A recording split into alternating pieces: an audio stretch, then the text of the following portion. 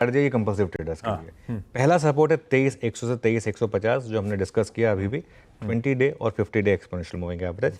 अगर ये टूटा उसके बाद आपको सीधा सपोर्ट मिलेगा 22,950 से 23,000 पर।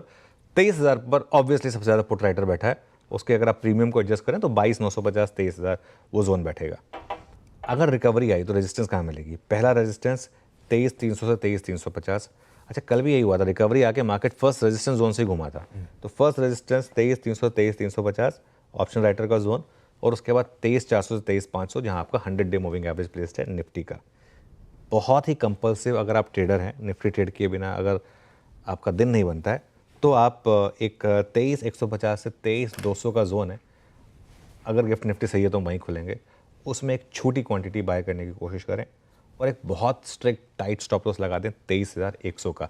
चाहे तो उसको 23,050 23,060 पर ले आए बेसिकली, ठीक है ना, क्योंकि वो 15 पॉइंट से नहीं लगना चाहिए। 23,115 पर वो मूविंग एवरेज है इसके, तो चाहे तो उसको 23,075 ऐसे कर लें। वो ट्रेडर्स आई थिंक स्क्रीन देखकर समझ जाएंगे।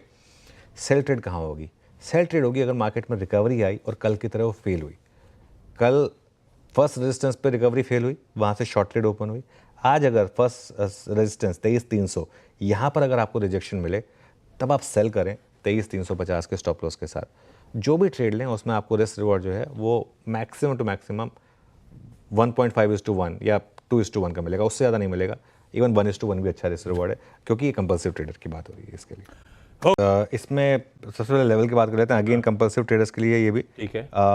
50,500 से 50,700 इस जोन को बचाना बहुत ज़रूरी है, क्योंकि 50,500 के बाद अगला सपोर्ट जो है वो सीधा 50,100 पर आएगा। तो इसके लिए इस जोन को अगर आपने बचाया तो वो क्रूशियल होगा। और यहाँ पर रेजिस्टेंस कहाँ मिलेगी? 51,000 से 51,100 पर, और उसके बाद 51,500 से 51,800 पर। जो मैंने बात कल कही थी मैं आज भी कहूँगा, अगर रिकवरी आई तो ज़्यादा चांस बैंक निफ्टी के, क्योंकि स्ट्रॉन्गर इंडेक्स है ये कंपेयर टू निफ्टी, यहाँ पर ज़्यादा चांस है। लेकिन बस एक दिक्कत है, एक चीज़ जो अखर रही है वो एफआई की selling.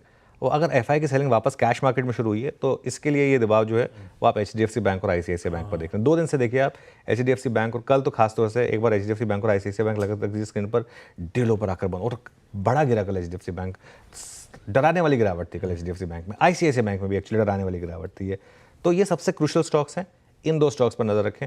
I think bank Nifty में ना लेवल स्पेसिफिक से ज़्यादा इंपॉर्टेंट होगा इन 2 स्टॉक्स को देखना।